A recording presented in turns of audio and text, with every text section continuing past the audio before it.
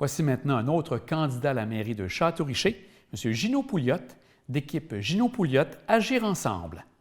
Bien, par rapport à notre programme électoral, ce qu'on veut ajouter, c'est en réalité, tout le dossier de la voie de contournement. On en a parlé lors du porte-à-porte, mais à la dernière entrevue qu'on avait faite, je n'avais pas eu l'occasion de l'aborder. Mais nous, ce qu'on va faire dans ce dossier-là, en réalité, c'est que depuis 2 ans, on avait demandé d'avoir le rapport de Santec qu'on n'avait pas obtenu. Donc, nous, dès qu'on va entrer en fonction le 7 novembre et que le rapport va devenir disponible, ce qu'on va faire, c'est qu'on va l'évaluer, on va l'étudier, on va regarder tous les aspects de la faisabilité et des hypothèses possibles qui sont retenues là, dans ce rapport-là.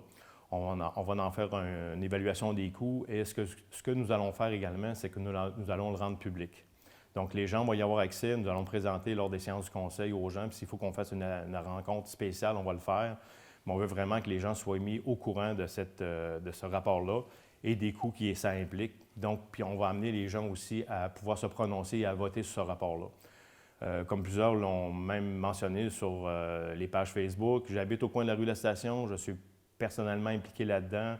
Je suis contre, moi, le projet, sauf qu'on entend qu'il y a des gens qui sont pour et il y a des gens qui sont contre. Donc, nous, ce qu'on va faire, c'est qu'on va donner la parole aux gens et la population va pouvoir se prononcer sur ce projet-là. Ce n'est pas moi, en qualité de maire, qui va se prononcer personnellement dans ce projet-là. On va donner le pouvoir au public de se prononcer sur ce développement-là avec les coûts que ça va impliquer. Quels sont les autres éléments que vous voulez mettre en lumière par rapport à votre programme? Par rapport au programme, c'est sûr qu'en arrivant, il y a beaucoup d'enjeux sur la sécurité. Là. Entre autres, il y a beaucoup de quartiers où la vitesse est excessive dans les rues. Il y a des enfants qui se promènent à vélo. Il y a des gens qui empruntent les rues pour circuler à pied. Donc, c'est sûr qu'on va mettre des ralentisseurs. Ça a été des choses qui nous ont été demandées. Et on s'est rendu compte qu'il y avait pas mal plus de quartiers, puis on sait que ça se développe beaucoup Château-Richer. Il y a beaucoup de quartiers où la vitesse est excessive.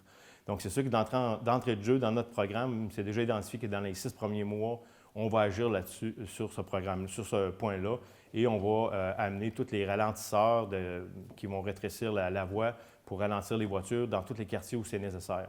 Donc, dès l'entrée, on va commander le matériel, puis on va le faire venir pour être capable d'installer ça dès le printemps pour que les gens puissent en bénéficier de cette sécurité-là durant l'été. Avez-vous d'autres points aussi? Oui, bien, il y a les trottoirs. Je ne sais pas si les gens circulent un peu, mais on voit que les trottoirs, il y a beaucoup de fissures, il y a beaucoup de crevasses. Il y a des endroits où c'était réparé avec de l'asphalte, c'est bosselé. Donc, pour les gens qui circulent sur les trottoirs, ils sont déjà pas larges à cause de la configuration des routes, mais il va falloir qu'on répare les trottoirs également là, pour la sécurité des gens, entre autres. Avez-vous des éléments à parler au niveau des infrastructures? Au niveau des infrastructures, on veut regarder là, au niveau c'est sûr qu'on veut regarder pour avoir une maison de jeunes. On veut regarder aussi pour avoir un lieu pour peut-être créer une friperie. Après ça, on regarde aussi pour avoir un service alimentaire pour les gens qui en ont besoin. Et on n'en a pas ici à Château-Richer. On veut aussi regarder pour les personnes plus âgées où on a des besoins, des fois, un petit peu de répit. Donc, on veut être capable de regarder puis améliorer ce côté-là aussi en même temps. On n'a pas de loyer à prix modique non plus pour les gens à faible revenu. On a eu un feu il n'y a pas longtemps et les gens se sont retrouvés à chercher un logement puis il n'y en avait pas. C'est quelque chose qui manque dans une ville comme le nôtre. Et c'est sûr, au niveau de l'infrastructure, on veut regarder aussi toute la possibilité de créer des endroits ou d'avoir des endroits où on va avoir des commerces de proximité. On n'a pas entendu parler de développement économique de la ville dans les dernières années. Nous, c'est sûr qu'on va axer sur le développement économique. On a aussi le développement de beaucoup de quartiers résidentiels qu'on a en tête, qu'on veut faire dans les endroits où ça va être possible de le faire sans toucher aux zones agricoles. Parce qu'il faut préserver nos zones agricoles.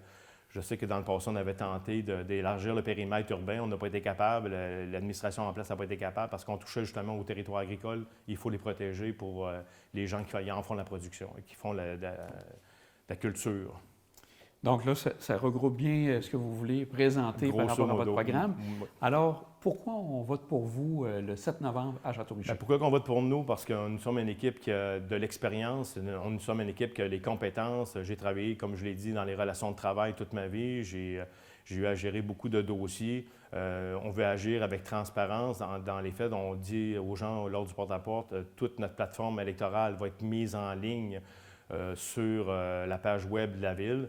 Et aussi, on va mettre un sommaire décisionnel. Donc, les gens vont pouvoir nous suivre. Nous, on se commet. On veut aller vers la population, puis on veut que la population s'implique. Nous sommes rendus en 2021 et c'est important que les gens connaissent les changements qui s'en viennent parce que les gens y payent pour ça aussi. Donc, on ne peut plus travailler en vase clos. Il faut vraiment rendre ça, les choses ouvertes. Il faut que les gens viennent et puissent participer aux prises de décision. Pour nous, ça, c'est important. J'aimerais rappeler aussi par rapport aux rencontres du conseil municipal, on va déplacer l'endroit, ça va être au centre Olivier Tardy. Le nombre de questions ne sera pas non plus restreint, on a marqué dans notre programme, ça ne sera pas censuré.